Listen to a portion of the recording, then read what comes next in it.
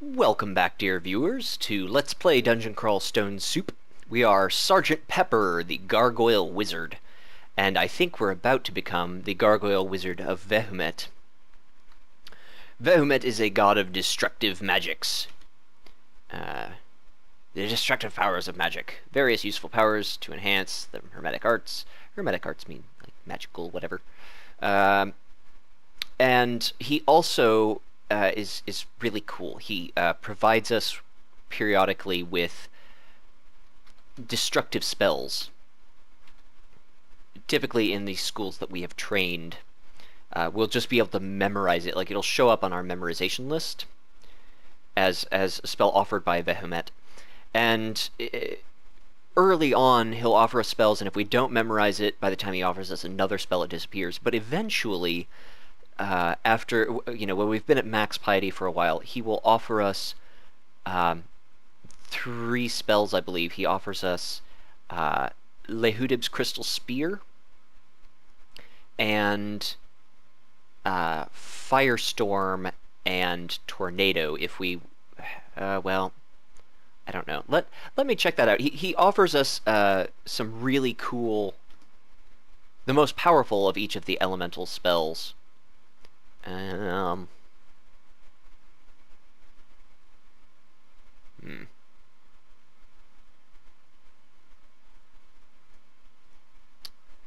Well, regardless, yeah, Firestorm and Ice Storm for sure, and I think Lehudib's Crystal Spear is on there as well. Or maybe it's Chain Lightning if we have Air Magic instead of Earth Magic. I really like Lehudib's Crystal Spear. Oh, well, those are level 8 spells. I know he gives us... Okay, yeah, Shatter or Tornado, I guess, is the other one. Regardless, we get access to the... guaranteed access to the cool spells in the game. So, that's neat, and he also reduces our miscast rate on offensive spells so we can start casting them sooner.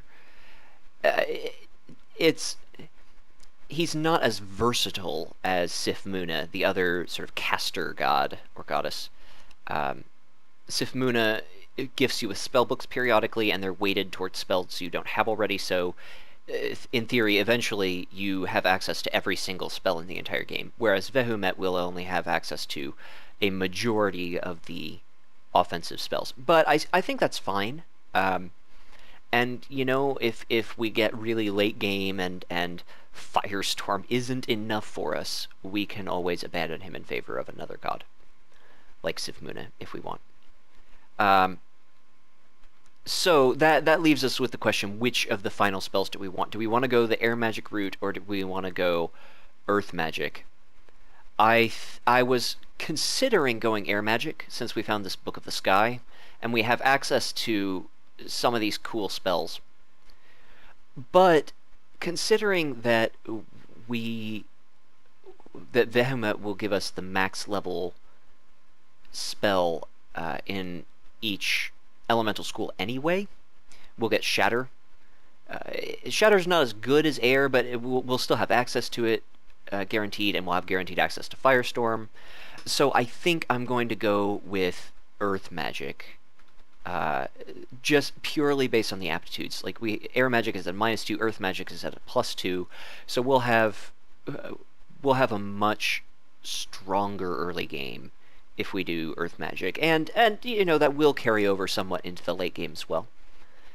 And I like a lot of the Earth spells. They're not quite as good for escape as Air spells are, or tend to be, but they're better for planning.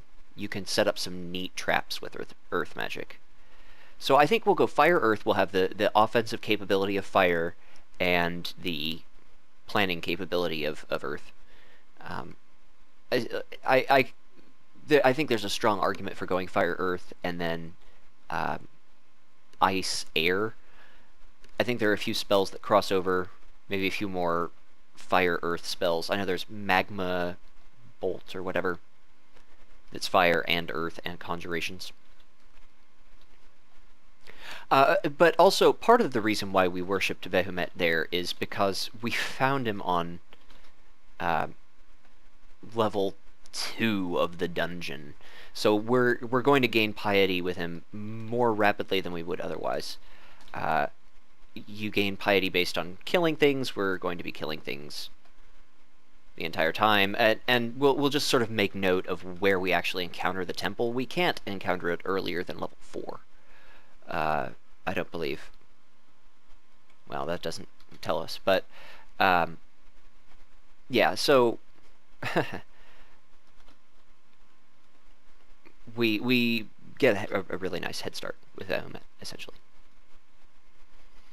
The other reason why I like Vehement in this situation is the guaranteed access to offensive spells. As a wizard, we only have Magic Dart, really, as an offensive spell. I mean, we have Airstrike in that Book of the Sky, but that's a level 4 spell. It's not awesome anyway. I mean, it's reasonably strong, but it's only really great against... It's only efficient, let's say, against flying enemies. And flying enemies are not the rarest in Krull, but it's... I don't know, it feels a little situational. Unfortunately, we got bonus strength at level 4. That's not the worst thing in the world, since we're not going to intentionally put points into strength ever. It'll always be intelligence for us.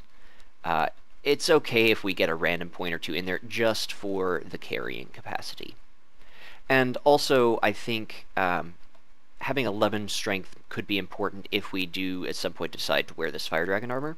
I think I think the shorthand, I don't know if this is exactly the formula or not, but the shorthand for strength is that you need as much strength or more than the encumbrance rating of the armor you want to wear. If you have a lower strength than that number, you are suffering some severe penalties, and you don't want to do that. So, you know, I'm not heartbroken to... The reason why I'm sort of drawing this line, I'm using capital Z to cast a spell in spite of not being able to see any monsters, because that stupid wizard, yeah, went invisible. But we prevailed. We feel a bit more experienced. Yes, I bet we do. We blasted magic darts. I cast magic missile into the darkness. And it actually worked, dear viewers. That could have killed us. I mean, if we had miscast a couple of times, or if the wizard had gotten a few more hits. The proper thing to do in a truly cautious crawl, in a near 100% survival rate scenario, would have been to back up to that staircase and come back to that room later, when we're a little stronger, when we fought some of these rambling dudes, maybe got to level 5. Yeah, see, like, we have another point in our fire magic that could have been relevant when fighting that wizard. We could have conjured flame in between us and him, and etc., etc. Anyway, yeah, it's Dungeon 3. I know the dangers of this level, and I am unlikely to be taken unawares. I say, I'm hedging these claims, because as you may have seen in a previous video, I died on Dungeon 4. But there were a ton of things in that run. There were just a bunch of adders on Dungeon 2, I think. We had Sigmund on Dungeon 3. And, we came out on top of most of those, but after a while it just... sometimes I have a run where I get hit by so many powerful things so frequently that I don't want it to be a really long run. I don't want to keep having that challenge level, because it is kind of a slippery slope. If you run into a super challenging situation early on and have to drink a potion of heal wounds, you're not going to get that potion back. It's not going to get any easier to face the rest of the game because you drank that potion. You survived a fight that would have killed you out of nowhere, and that's all. So those can be kind of frustrating. Okay, we found a Book of Control. This one isn't useless.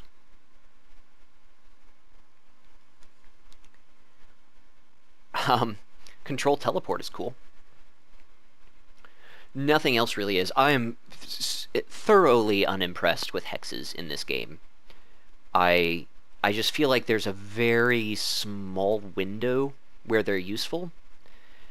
Because early on, you don't have a whole lot of skill in hexes, presumably. Um, Unless your race has a really big bonus to it, like Spriggans, maybe. Um, so it's not useful really early on. And late game, everything resists them. Everything is, extremely resistant or immune to hostile enchantments, which is all hexes are hostile enchantments. Hexes are like the hostile enchantment school. And so the late game, those points aren't useful. So you have a window of like skill levels 11 to 15 or so, and that's it. Uh, it's just this this particular dungeon level, like dungeon level 7, is really easy because you hit your power point with hexes, and then you you never you're never powerful again. It's very silly. Ouch! This sucks. We just got two-shot by a priest. I don't think there was anything we could have done there, really. I mean, I guess we could have drunk a potion of heal wounds after the first smite, and I don't know. Again, I don't feel bad about these early deaths. We had some cool stuff. I mean, we worshipped Vehumet early, but I don't know. I don't mind dying a few times as a caster, just because, again, struggling through the early game isn't a whole lot of fun for me. So we'll end this here, and it'll be a nice short little one-off, and we'll rejoin you soon, dear viewers.